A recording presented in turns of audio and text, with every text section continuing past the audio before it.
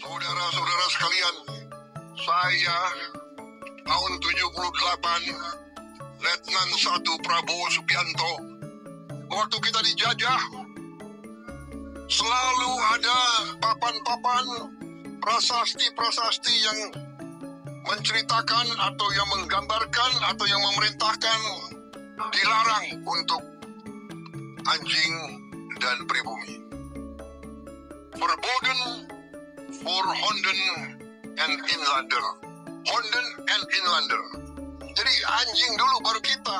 Ini yang Gus pakai maksud gimana nih? Petrus yang gimana? Coba.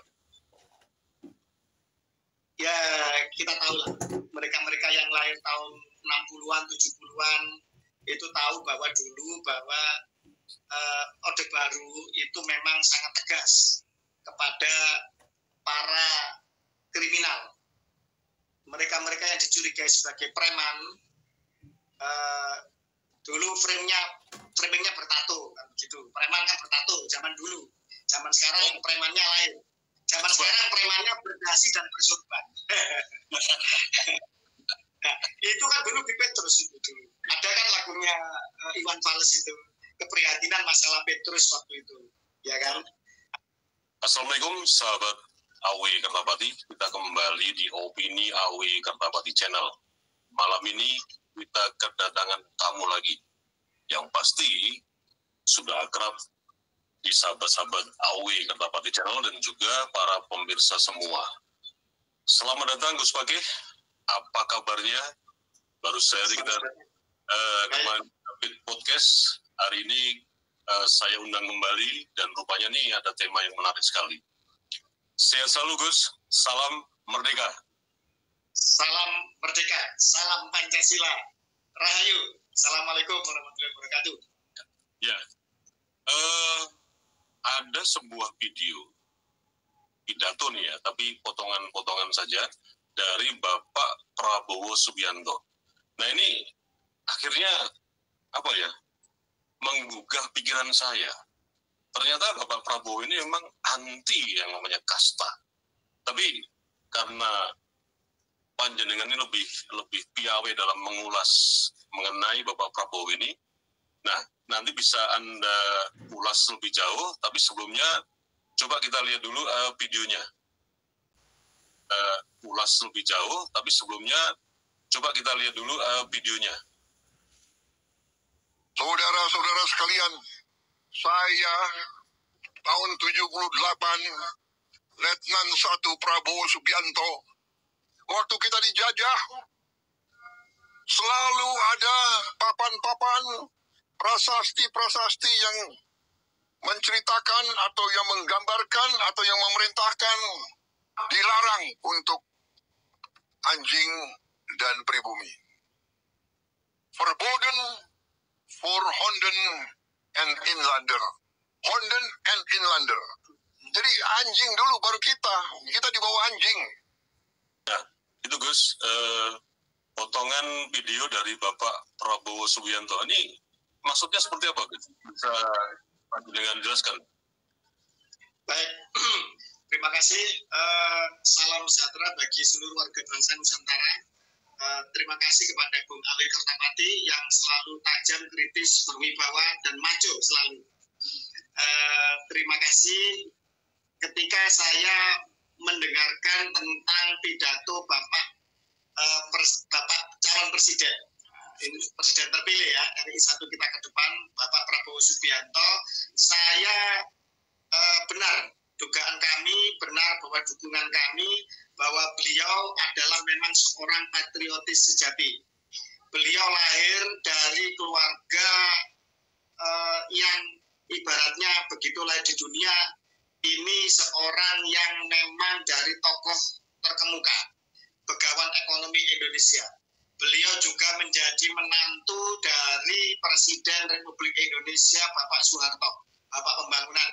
Beliau juga seorang prajurit bahkan dari kesatuan yang paling elit, yaitu Kopassus dan Jen Kopassus dan sekian banyak prestasi mentereng lainnya, termasuk misalkan lulusan terbaik di sekolah militer di Amerika bersama Raja Yordan sekarang, Raja Abdullah dan lain sebagainya. Ketika kemudian beliau terpilih menjadi Presiden Republik Indonesia, itu secara semua persyaratan sah dan pantas beliau untuk menduduki itu. Dan kita patut mengapresiasi dan merinding ketika kemudian beliau berpidato dengan lantangnya tentang verboten for Honden and Inlander itu, bahwa itu adalah ungkapan-ungkapan rasis yang dibuat oleh pemerintah kolonial Belanda ketika pasca pemberontakan Diponegoro 1825-1830 yang membuat perlawanan Diponegoro itu, perjuangan Sabirilah Diponegoro itu membuat Belanda hampir bangkrut. Saking hampir bangkrutnya sehingga harus terpecah menjadi Luxembourg dan Belgia. Luar biasa perlawanan itu. Dan itu menjadi semacam pukulan yang luar biasa bagi Belanda, sehingga kemudian mereka mendatangkan imigran dari Yaman besar-besaran.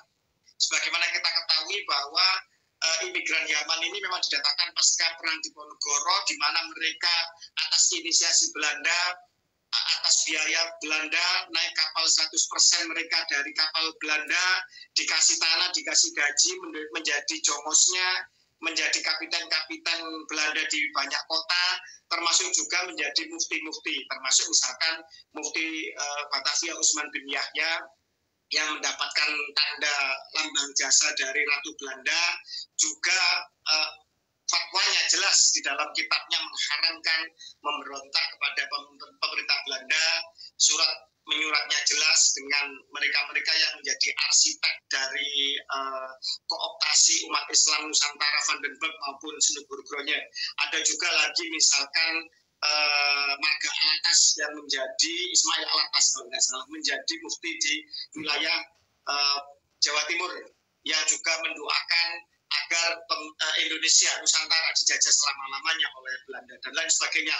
Jejak itu tidak bisa diingkari dan sulit untuk dihapus dari ingatan maupun dari catatan kesejarahan bangsa ini. Dan ketika kemudian politik rasis segregasi kelas oleh Belanda itu dibuat, itu memang menempatkan pribumi menjadi warga yang paling bawah, bahkan di bawahnya anjing. Kata-kata verboten for Honden and Inlander itu memang dipampang di banyak kantor Belanda, bahkan fasilitas-fasilitas umum. Kalau Pak Prabowo menyatakan bahwa itu ada di kolam renang, bisa dibayangkan beberapa ruang publik saja, fasilitas umum saja, itu mengalami rasisme, apalagi hal-hal yang eksklusif.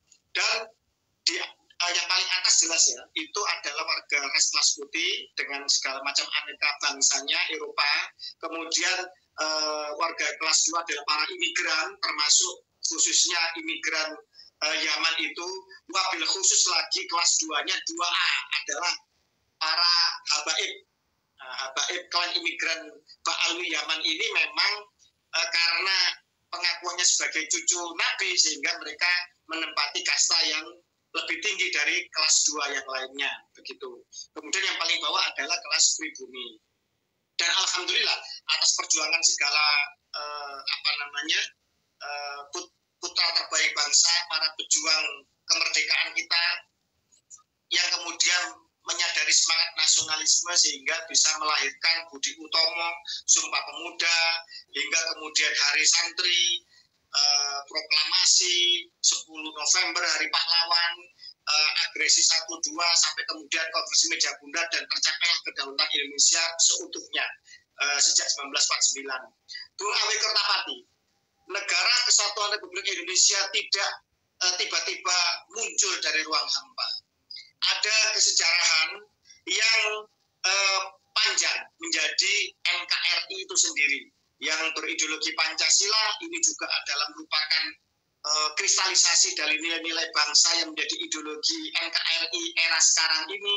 Kemudian juga ada Bhinneka Tunggal Ika yang menjadi semangat persatuan, kesetaraan, semangat keberagaman di dalam kesatuan itu sendiri. Ini ada di dalam kitab di masa Majapahit. Artinya NKRI, Pancasila, kebinekaan tidak tiba-tiba muncul dari ruang hampa. Mohon maaf, ini saya lagi persiapan untuk acara Matra.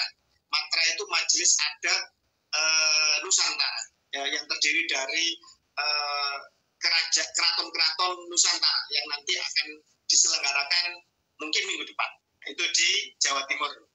Saya juga tergabung di dalam DEKAN, Dewan Kerajaan Kesultanan Adat Nusantara.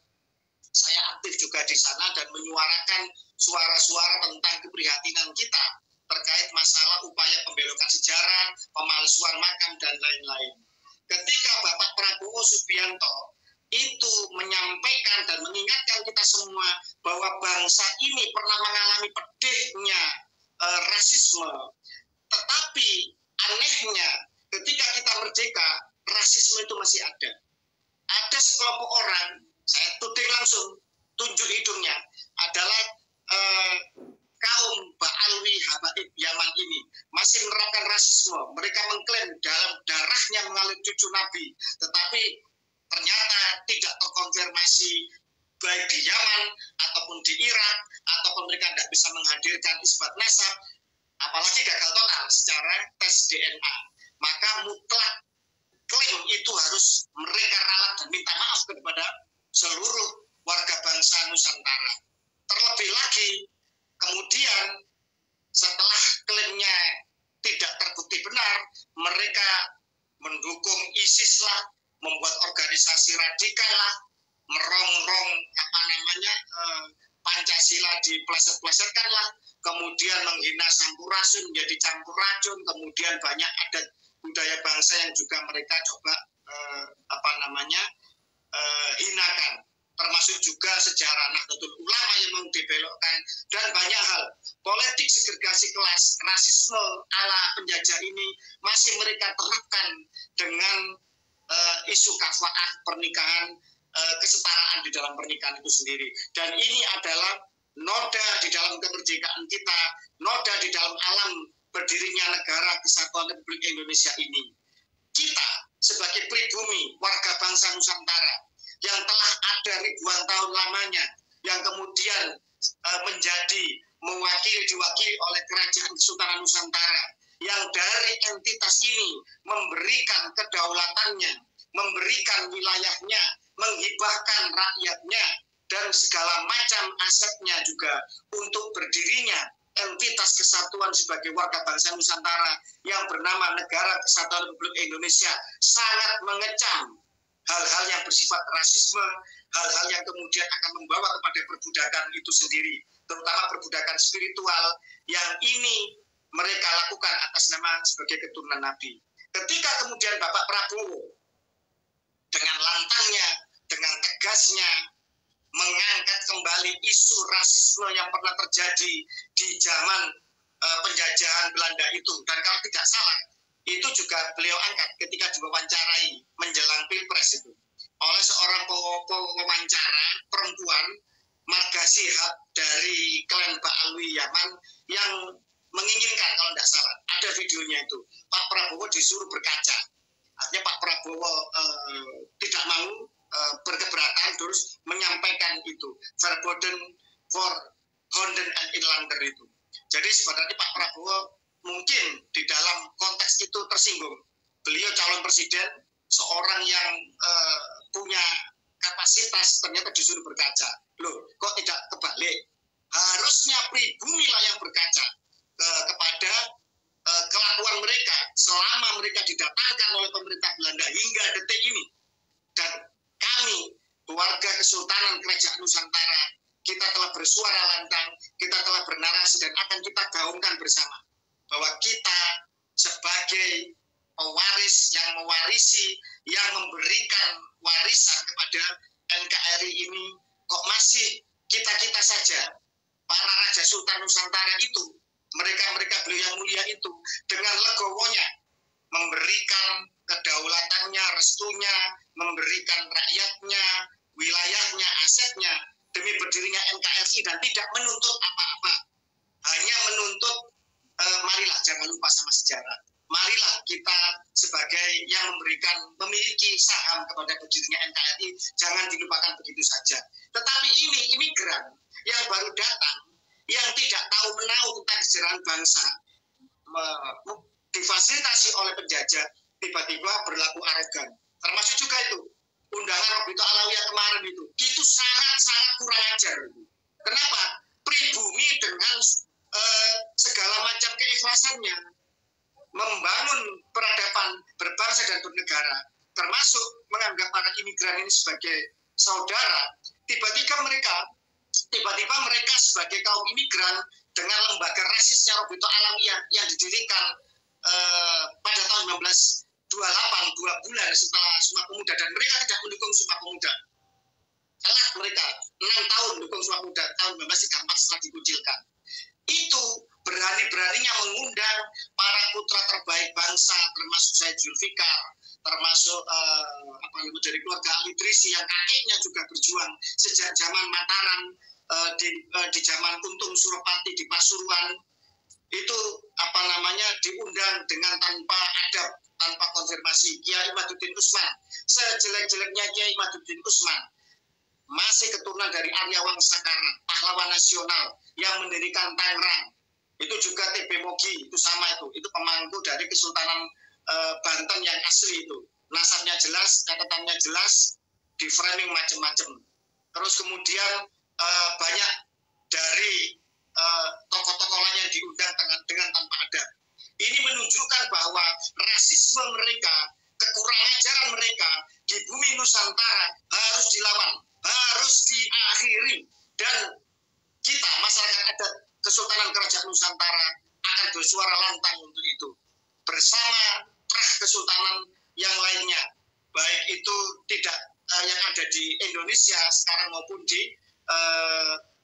luar negeri seperti Malaysia, Patani, Mindanao dan lain-lain, bersama juga dengan trah keturunan Wali Songo. Saya yakin trah Kesultanan Nusantara, trah Wali Songo ini sudah membaur di mayoritas warga bangsa Nusantara. Dan kita tidak bicara kasta lagi. Kita tidak bicara tentang darah kita mengandung apa, tidak. Karena semua kita keturunan Nabi Adam. Perkara kemudian ada keturunan Nabi Muhammad, ya sudah, mau apa kalau memang keturunan Nabi Muhammad. Kalau bukan, ya sudah.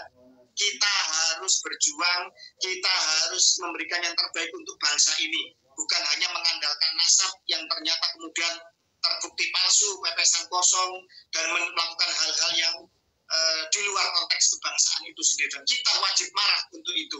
Kalau kita diam saja, maka kita memalukan leluhur kita. Kita membuat malu para pendiri bangsa ini yang telah berjuang, para pahlawan yang telah mengorbankan jiwa raganya, darah, keringat, air mata, berkorban segalanya demi kemerdekaan kita. Ingat, NKRI tidak tiba-tiba ada dari ruang hampa. Dan ketika kemudian entitas ini terbangun dengan kuat, ini menuju negara yang maju, negara yang bangkit di segala bidang. Kita telah melakukan nasionalisasi, misalkan mengambil alih banyak tambang. Kita kemudian telah masuk di negara-negara G20, negara termaju. Kerajaan Kesultanan Nusantara juga sekarang aktif bersama dengan para pemangku republik ini untuk bertukar pikiran. Ternyata masih ada sekelompok minoritas dan didukung oleh orang-orang yang otaknya mati, otaknya beku, tidak waras, orang-orang yang kena doktrin, mendukung imigran-imigran sesat yang untuk jadi cucu Nabi saja ini ternyata tidak terkonfirmasi kuat dan terbukti palsu dan melakukan hal-hal biadab tentang kebangsaan. Ini yang harus kita lawan. Mereka boleh mengaku keturunan Fir'aun, mereka boleh mengaku keturunan Nabi Muhammad, mereka boleh mengaku keturunan siapa saja. Kalau perlu mengaku keturunan dari Gusti Allah, nggak apa-apa, terserah gitu loh.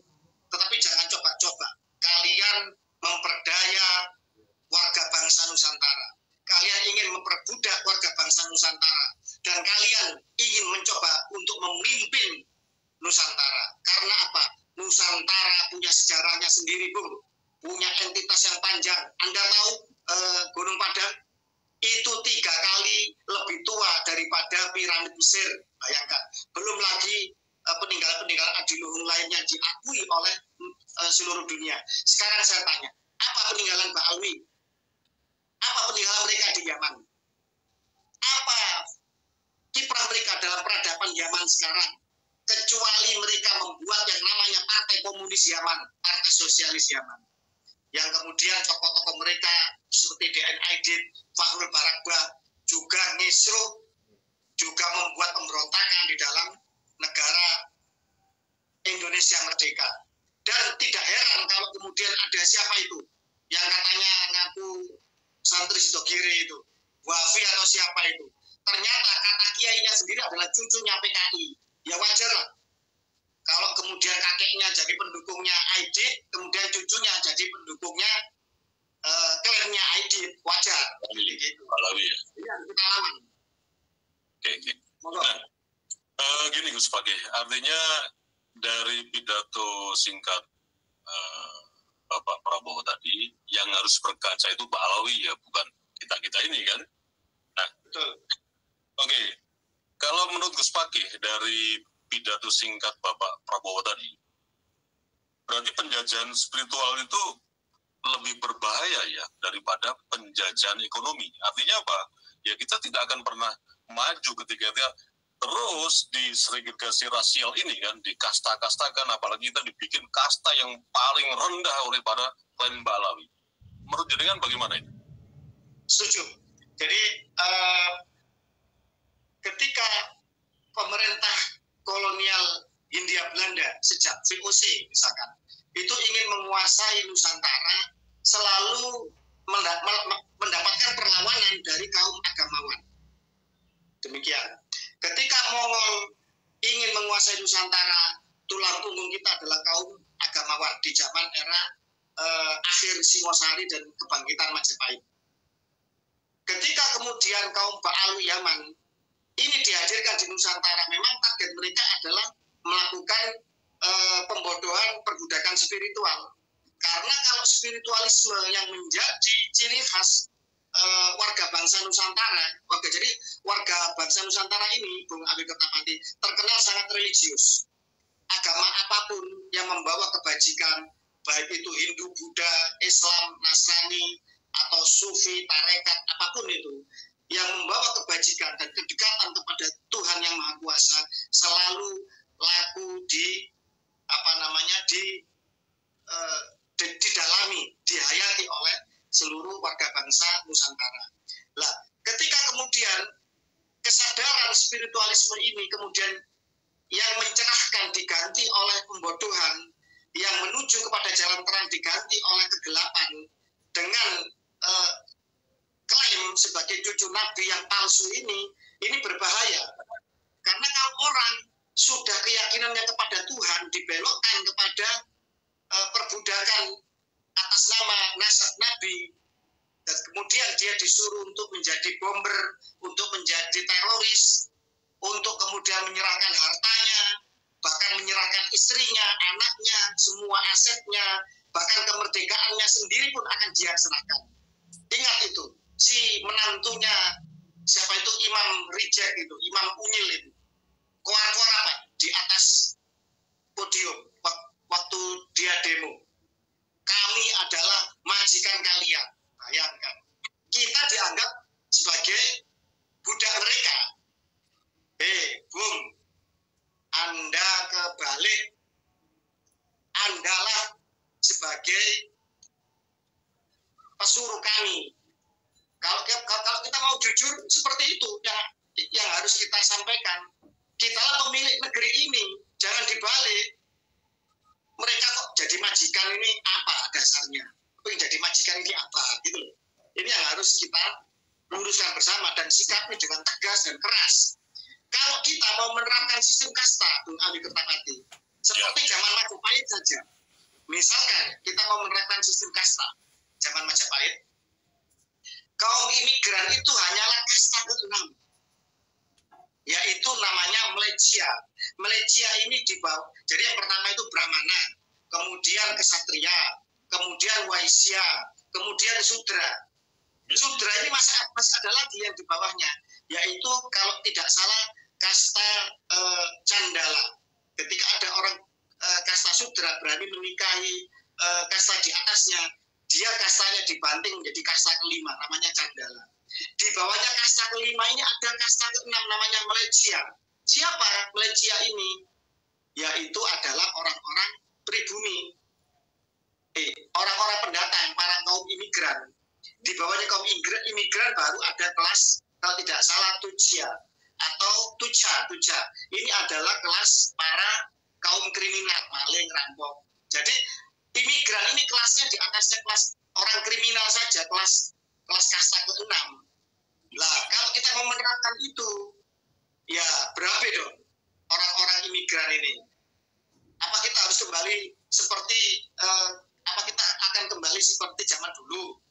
Ataukah kita akan meniru Malaysia, di mana kemudian kerajaan Kesultanan Nusantara mengambil alih kedaulatan kembali, kemudian menjadi owner dari negara Indonesia, dan orang-orang imigran kemudian tidak memiliki hak yang sama dengan kaum pribumi, apa seperti itu?